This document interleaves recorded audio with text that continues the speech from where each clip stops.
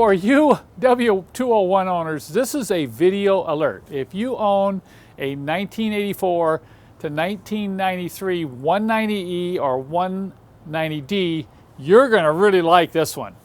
Recently, a friend of mine had to repair a coolant leak problem on a 190E 2.6, and what he found was really amazing. So I'm going to tell you about the problems related to this part right here and some of the things you'll may have to deal with to fix it. This is the heater control valve unit on the 201 chassis. Compared to other models, this is a very simple valve. It has a straight through passage, coolant coming in one side and exiting the other side, and right in the center is a flapper valve that's controlled by this lever here. The lever action is actuated by a vacuum actuator right here at the top of the valve assembly.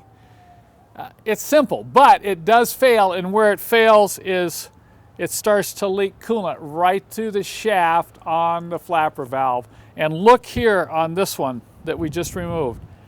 You see the evidence of coolant leakage? Now this is very minor, but over time it just seeps out of this valve and you'll eventually have lower coolant in your radiator and you'll get the warning light come on. And the problem with this, you say, well, what's the big deal?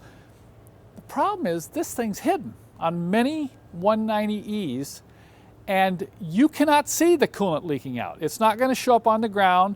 It's going to seep out very slowly and it'll lose coolant over a longer period of time. But what we're seeing now is as these 201s age, this unit right here is failing right and left. The heater valve is located underneath this fresh air cabin screen. You have to remove the screen in order to even see it. And once you pull the screen off, it's located fairly deep down in here by the heater motor blower box. And it was really interesting when my friend fixed his. He could not figure out where the leak was. In fact, the heater core had been bypassed and he thought maybe there was a problem with the heater core. But he did something real clever. He took my pressure brake bleeder and he put a new end on it so he could plug it in to the heater hose. Then he blocked off the other heater hose and he pumped this up to pressurize the valve in the heater core assembly. Now, wasn't that clever? And what happened was he started hearing the hissing, and when he looked more closely, he put some soapy water around that heater valve, and sure enough, it was bubbling out around that shaft. So he was able to find the leak using a pressure brake bleeder.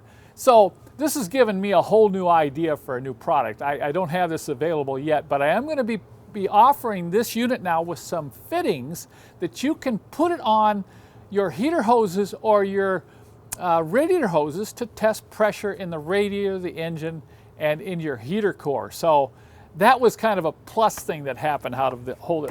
But now back to this car. This is my 190E 2.6. And so earlier today, we just opened up the screen to look down in there, and sure enough, this one is leaking too.